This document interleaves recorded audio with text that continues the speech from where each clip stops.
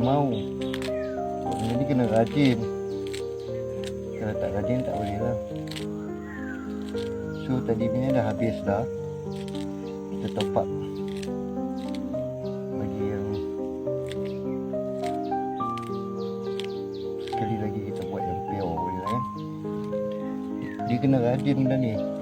Kalau tak rajin lah biasa kan. Jadi dia perubatan tradisional ni dia kena rajin. Tengok dia nak tu, dia tunggu.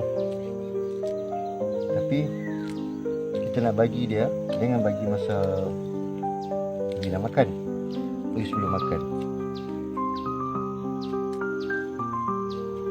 Selain pada tu, kalau kulit-kulit telur yang dekat rumah tu, yang kita pecah nak makan nasi ke apa kan, kulit tu basuh. Nanti boleh bagi makan. Sebab tu good untuk kalsiumnya. Ini untuk nak nambah selera ayam. Jadi pada makan tu nanti kita boleh tengok lain orang lain cara lah kan. Kita cara kita. Macam mana dah membesar, terbiasa dengan untuk belah dulu dengan herba-herba. Jadi terbiasa macam tu, kita buat benda-benda yang seadanya lah kan. Tu. Nah, minum. Good.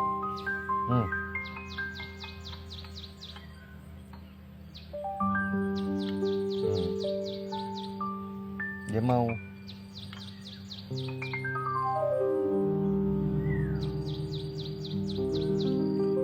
Ini cepatlah. Tak mau tu tak apa.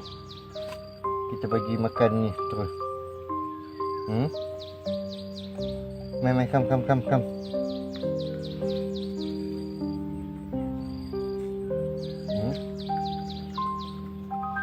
Dia nanti.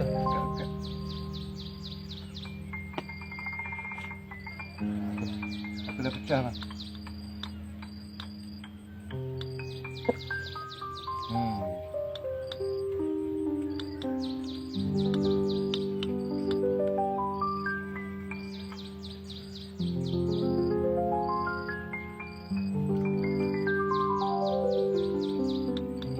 Kulit tu good sebenarnya.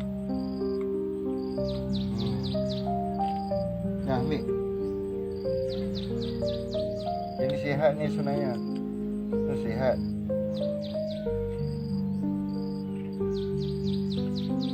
Tapi sihat-sihat pun kita paksa dia juga untuk nak bagi dia apa? Biar dia tak bertangkap.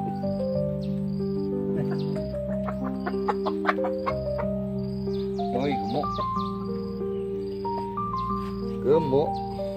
Bagus. Kau gemuk. Ni nak check tengok.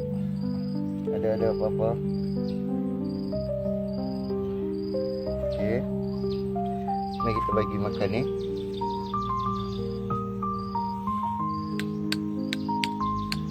Oleh kerana shrimp tu dah rosak sikit.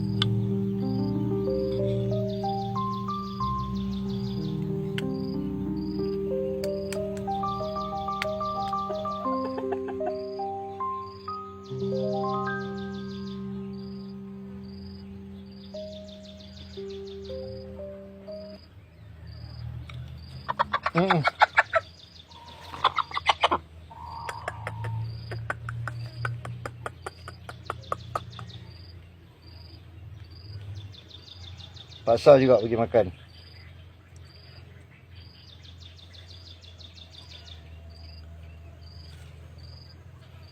Supaya dia lebih selera makan. Saya baru kita bubur makan tau.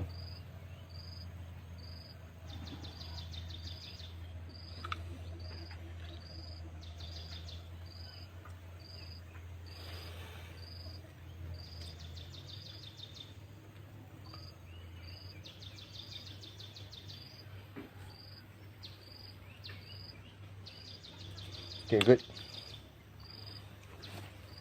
Dah.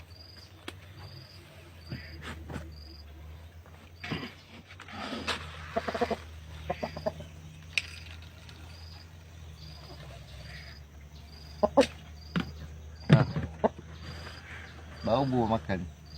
Okay.